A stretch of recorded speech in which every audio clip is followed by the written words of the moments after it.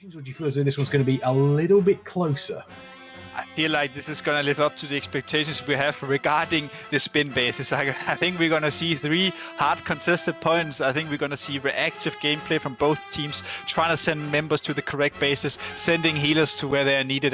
And also, like, look at this amazing production we have here. A big shout out to the guys behind the scenes. They're working hard as well. Like 15 hours they're putting into this, and you guys don't even see them. And honestly, like, I mean, as they said, right, we are the only ones with this tool. Even Blizzard doesn't have this amazing viewer tool, right, Kicks? Yeah, exactly. The 10v10 UI that they have set up is incredible. Being able to see all of the cooldowns available, as well as exactly what's happening across the map. Licro, we can see these compositions here. Ulhano is in, obviously, on that Guardian Druid. We don't have a Guardian Druid on the side of Without Boost. How imperative is that going to be for these teams heading into this map for pretty much everything to play for here? I do find it a little bit odd that with their boost have opted not to go with the Guardian. I imagine that they're looking now that I can see Troyes is on the Feral. I do believe that they're probably going to go for a more ink-oriented style of play. You can see DJ instantly capping Stables, Troyes and Hapik looking to go to Mines, and they're going to eat Ulahino if that happens. However, Without Boost has a very strong team fight, and as we saw last game, Speedrun were not on their best of form, I suppose you could say. So I'm expecting a lot of map pressure to come out from Without Boost, especially with the comp they're running. Would make the most sense. But I'm struggling to see how Speedrun can redeem themselves after such a devastating loss. No, and I hope, sorry to take your voice, Keks, I hope we can get a swap to Mines here, because as we saw in the edge of the screen, customer support going down to Ulahino here, they want to kill Troyes and take Mines quickly, and if they do that, they will have the 2-to-1 base lead. Yeah, we see here Ulahino and Troyes is under pressure, and if Troyes, they didn't blow his trinket, they did blow his trinket, and now they just need one more go and it's gone. Yeah, exactly. Customer support did leave, though, leaving Ulahino there. Troyes is doing what they can. In comes the Hibernate, but that does get interrupted. This is actually a really interesting one. We've seen that these important battles around Mine have been almost make or break for a lot of these teams, and we did actually see there. Blacksmith is normally the big go for a lot of these teams, but the biggest fight that we could actually see was at Lumber, which is very interesting. And Arathi Basin has definitely pulled up some really nice games so far this weekend, and I don't think this one's going to be any different. Divinovic getting super low, though. Same with Ethic. Ethic is dropping super low. Divinovic is able to live. No, he isn't. Divinovic just go down. And with this few people here, are they going to lose Blacksmith?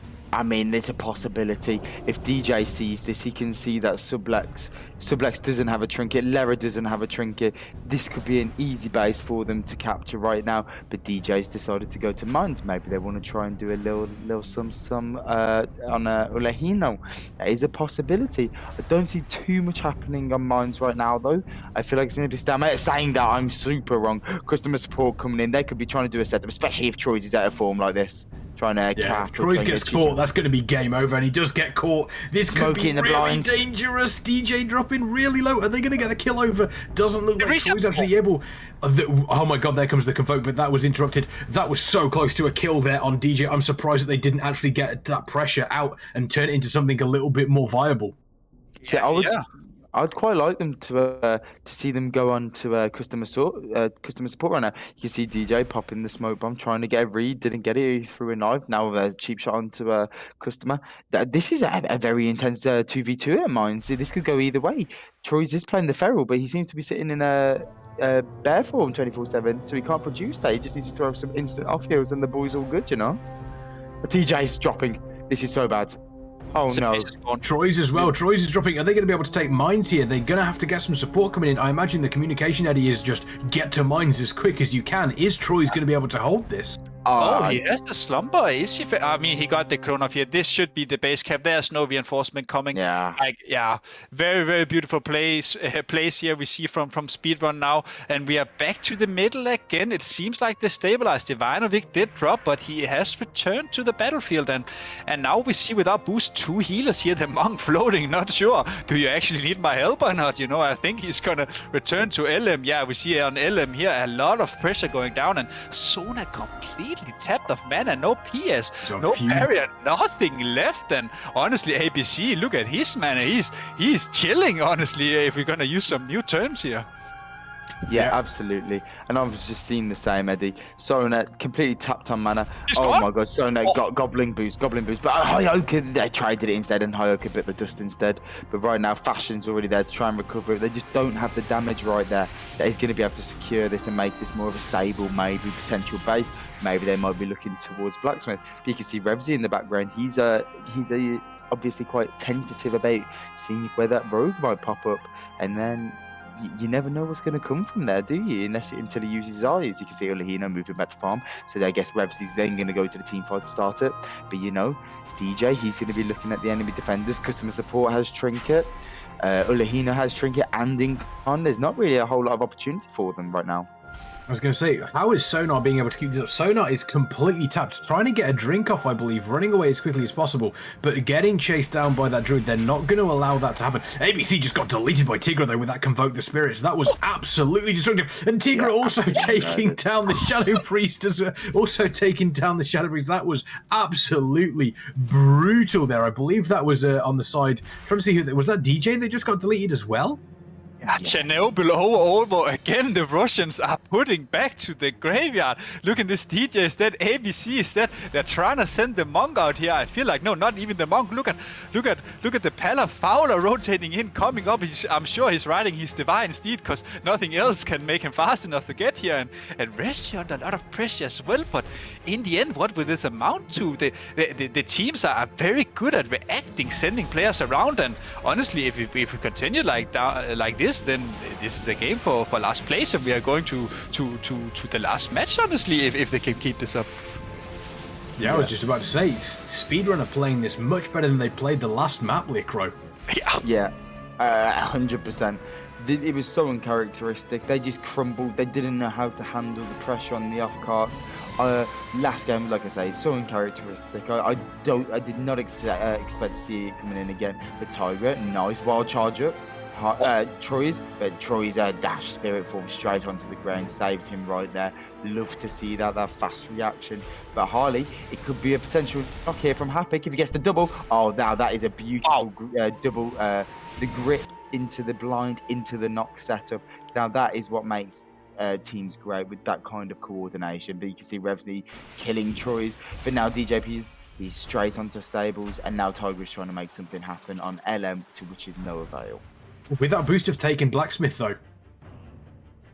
Without boost of actually taken Blacksmith. Oh no, DJP says these are the base. The base is gone. They've got 3 bases. Wow. The stable, the big turnover on Speedrun last place. I mean, they had that Blacksmith without boost, but a great move over from customer support on Revsy. They're going to be able to take down DJ. Is DJ going to be able to defend this potentially? We'll have to wait and see. The fight over at Lumber, though, it's still huge. Tigro with the Flap, obviously. As we know, Flap is the best boomkin ability. Take a look at that. It's beautiful to see. And this fight is huge for Speedrun, because if Speedrun can potentially turn Lumber onto their side as well, that's 4 cap, and that is that's almost a death knell on Arathi Basin for the team you're up against.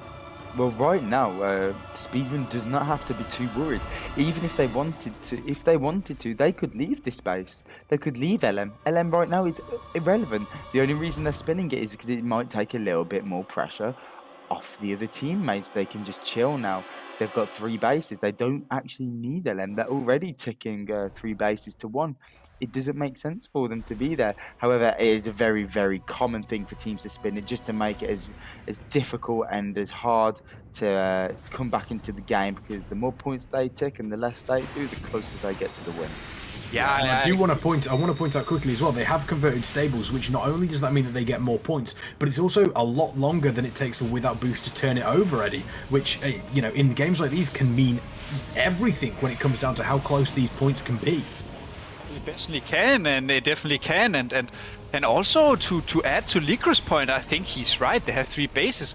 Honestly, if you keep to contest these uncontested bases, you're just splitting your own team thin. We see it here as well. A lot of Sona, a lot of pressure going on to Sona and Ulahinho here. Revsy is helping as well. I think they will stabilize, but if you do the numbers right, Speedrun, they have 3 bases. That means they require 3 players to defend without boost. They only have 1. That's 1 player to defend. So the numbers advantage is on without boost. And honestly, I would like to see them just leave LM, hold these 3 bases and just play reactive, count the enemies and follow them around. Yep, Absolutely, I'm in complete agreement with you, Eddie. We've spoken for adaptation and reaction to in this tournament in the previous days, and right now, in my opinion, Speedrun, they've got a big lead now, and with their boosters just scored on LM. They've got the base now, and now what do they do now? They have to go to a base. Speedrun needs to react to where they're going. Now for them, now they've got the lead, it's all about reaction, and they can see that the rogue is opened here on stable, so that could be a little bit of an issue, maybe if they try to fully commit here, but they've got Ulahina here on the Guardian grid, who will be able to spin for an eternity. Yeah, DJ dropping super low, but keeping DJ up. ABC is there, looking low on mana, but pretty much has every single cooldown available, which is quite nice. Oleno coming in and trying to disrupt that healer. And this is where Without Boost kind of have to play from behind. They have to really start to look at potentially getting a couple of these spins, but take a look at Speedrun. Harley's dropped down, Sona's dropped down. They only have Lara as the healer. Sublex has dropped down, Revsy has dropped down. This is potentially the moment where Without Boost, Eddie, can turn this around and start taking some of these bases away. These kills have to start turning into pressure for them. Definitely has, but the problem is you may get a lot of kills at stables, but in the end you still have to get through the tank. The man himself, Ulahino. Now many people were wondering why was he not in the other games. It's some say, well, his mechanics are maybe not the greatest, but his leadership, his knowledge, it's what wins games in the end, and that's what we see here, the 3K, right? And also the refs coming back in again. I'm very glad we see these players, because they're clearly doing something to the team comms since they're able to pull this win here. At least if we look at the complete stomp we had in the previous map. Yeah, and the other side of it as well is because the graveyard is so close, Holly and Sonar come back, and they are almost immediately straight back into the fight at 100%. And they've been forecapped. Wow. And they've been forecast. Tiger has been performing so well this whole tournament. He's really been putting speed. He really shows why he's a part of this team. I've known Tiger for many years. I've seen him develop from the new guy on the block who wasn't playing in the best teams to now carrying his team in the tournament that is competing for the second or first best team in Europe. And this is what RBG is all about. And with their boost now, he's in a very difficult position. They need to try and get Blacksmith back absolutely immediately, or they need to try and attack another base.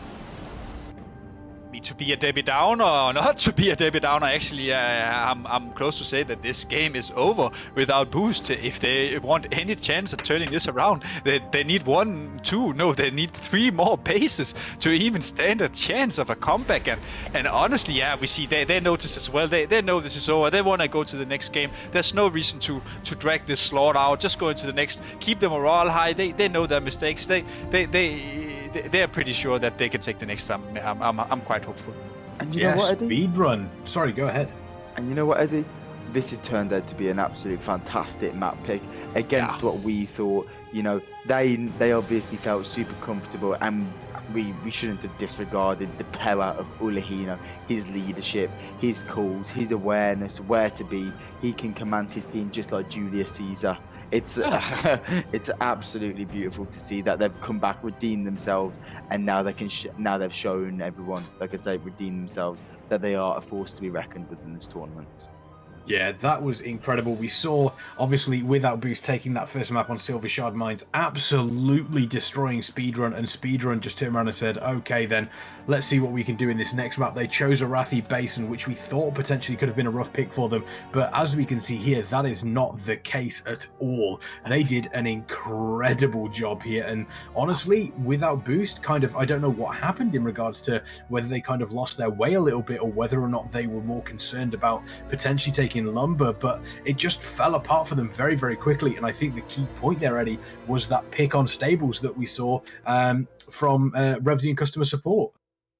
Definitely, and again, it returns to the point, my MVPs for this team, the only victories they have gotten today is the games where Ulahino and Revsy was in the game, and it was an AB as well, so maybe this is actually their map after all, but honestly, Without Booster, I quite don't understand what was going on, really, because they had the 2v2 at Mines, and honestly, if you ask me, I don't see how a Feral and a Rogue loses a 2v2 to a Guardian Rogue, because if that was the case, then you would send Guardian off cards on Silver Shard Mines, etc. And yeah, honestly, maybe a slight misplay from them in this map. I mean, Yeah. possibly. A question for yourself, Licro. We mentioned how important it was that lumber was kind of, Speedrun were putting a lot of focus onto lumber. We wanted to be sure that they weren't wasting their time there, but it almost felt as though without boost as well, kind of saw that how hard Speedrun were kind of defending lumber, how hard they wanted to take lumber, and they kind of almost ignored everything else that was happening on the map and kept throwing people towards that area, which in the end seems that it was, it ended up being their downfall. Yeah, well, they could see where the Rogue was. They could see where the Boomkins was. They could see where the Druids. They could see.